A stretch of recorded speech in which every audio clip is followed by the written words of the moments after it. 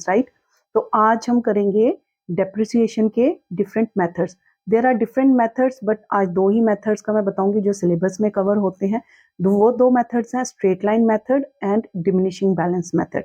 Straight line method में क्या होता है, जो डेप्रिसिएशन का अमाउंट रहता है वो हर साल फिक्स्ड रहेगा। लाइक आपको ओरिजिनल कॉस्ट पे ही डेप्रिसिएशन कैलकुलेट करना होता है, और जो अमाउंट आता है वही सेम अमाउंट हर साल एसेट में से माइनस होगा, अनलेस एसेट का जो टाइम पीरियड है वो डिफरेंट ना हो, राइट। दूसरा आता है डिमिनिशिंग बैलेंस मेथड, जिसमें हर साल डेप्रिसिएशन का अमाउंट डिमिनिश होता है, लाइक रिड्यूस होता है।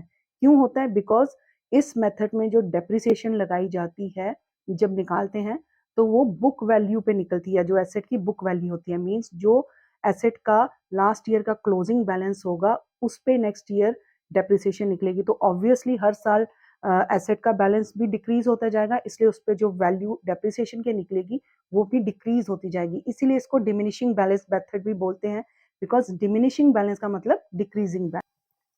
तो स्टूडेंट्स, एक और टॉपिक है प्रोविजन फॉर डेप्रिसिएशन, जो कई बारी बच्चों को कंफ्यूज करता है कि ये कहाँ पे यूज होगा और इसका अकाउंटिंग ट्रीटमेंट क्या रहता है।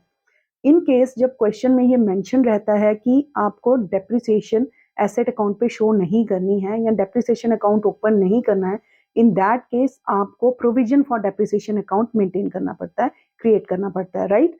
अब इसका अकाउंटिंग ट्रीटमेंट क्या रहता है? जब आप एक एसेट अकाउंट बना रहे हैं, लाइक फॉर एग्जांपल मशीनरी आपका एसेट है, तो जब आप मशीनरी अकाउंट बनाएंगे तो ऑब्वियसली उसमें आप हर साल डेप्रिसिएशन माइनस करते हैं। But in case of provision for depreciation, वो डेप्रिसिएशन आप एसेट अकाउंट में माइनस नहीं करेंगे, वहां उसकी एंट्री नहीं करेंगे। तो जो एसेट अकाउंट रहेगा, in this case machinery account जो है, उसमें जो उसका ओपनिंग बैलेंस है वही क्लोजिंग बैलेंस आएगा, राइट।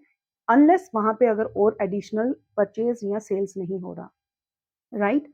अब दूसरा, इसके लिए क्या करना पड़ता है, फिर प्रोविजन फॉर डेप्रिसिएशन अकाउंट बनाना पड़ता है, जिसमें आपकी एसेट की एंट्री होगी, जिस एसेट पे वो डेप्रिसिएशन लगेगा हर साल उस एसेट की एंट्री रहेगी, प्लस उसमें जो प्रोविजन फॉर डेप्रिसिएशन के साथ जो डेप्रिसिएशन उसमें जा रही है हर साल, वो डेप्रिसिएशन शो होगी और हर साल वो ऐड होते जाएगी।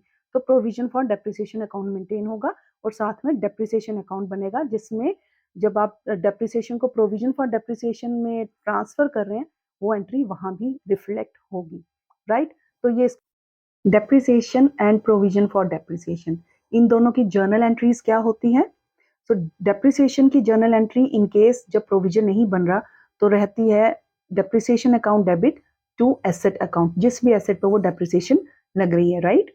और इसको जब हम एसेट अकाउंट बनाते हैं तो वहां पे एसेट से माइनस करते हैं, लेस करते हैं वहां पे, ठीक है। और जो प्रोविजन फॉर डेप्रिसिएशन अकाउंट है उसकी जर्नल एंट्री रहती है depreciation account debit to provision for depreciation account. It means यहाँ पे डेप्रिसिएशन प्रोविजन में ट्रांसफर हो रहा है, डायरेक्ट एसेट से माइनस होके एसेट अकाउंट में शो नहीं हो रहा। तो प्रोविजन में डेप्रिसिएशन हर साल की एड ऑन होते जाती है, और वहां से हम देख सकते हैं कि प्रोविजन में डेप्रिसिएशन का अमाउंट कितना रखा पड़ा है। टोटल डेप्रिसिएशन फॉर एग्जांपल 2 साल 3 साल जितना भी टेन्योर है, उस पूरे टाइम पीरियड में टोटल डेप्रिसिएशन कितनी हुई है वो हम प्रोविजन से देख सकते हैं।